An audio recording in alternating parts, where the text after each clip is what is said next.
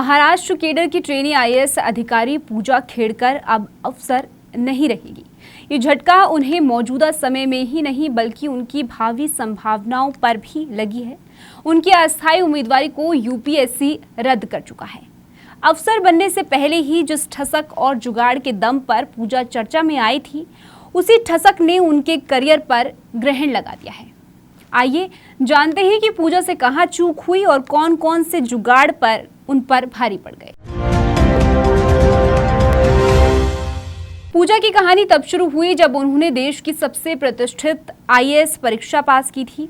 उनकी all India rank 841 थी। वो ट्रेनिंग के बाद असिस्टेंट कलेक्टर के तौर पर ज्वाइन करने वाली थी, लेकिन गाड़ी पर लाल नीली बत्ती लगाने की चाह और एडिशनल कलेक्टर के चैम्बर पर कब्जा करने की कोशिश ने उनका सारा करियर बर्बाद कर दिया। दरअसल पूजा खेड़कर का मामला उस समय चर्चा में आया जब अपनी निजी ऑडी कार पर लाल बत्ती लगाने की उनकी ख्वाहिश और पुणे के एडिशनल कलेक्टर सुहास दिवासे के चैम्बर पर कब्जा के उनकी कोशिश ने सुर्खियां बटोरी। इस बारे में दिवासा ने पूजा की शिकायत भी की थी, जिसके बाद उनका ट्रांसफर वाशिम कर दिया गया था। लेकिन कहानी यहीं खत्म नहीं हुई। पूजा खेड़कर की चर्चा में आने के बाद जब उनके आईएएस बनने की जांच शुरू हुई तो झूठ की एक के बाद एक परतें खुलती चली गई।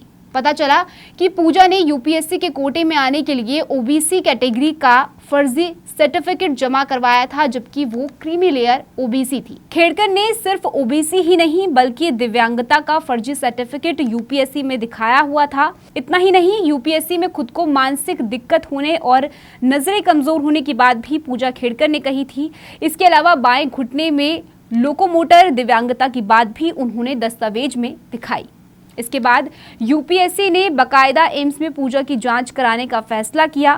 दरअसल यूपीएससी इस रिपोर्ट के जरिए इस बात की तस्दीक करना चाह रही थी कि पूजा को सचमुच में मानसिक बीमारी है और उनकी नजरें कमजोर है। पूजा के मेडिकल टेस्ट के बाद यूपीएससी ने कुल 6 बार एम्स में डॉक्टर से अपॉइंटमेंट लिया, पर आपको जानकर हैरानी होगी कि पूजा हर बार बहाना बनाकर टेस्ट से बचती रही। लेकिन जब जांच हुई तो पूजा के मानसिक सर्टिफिकेट को भी फर्जी माना गया।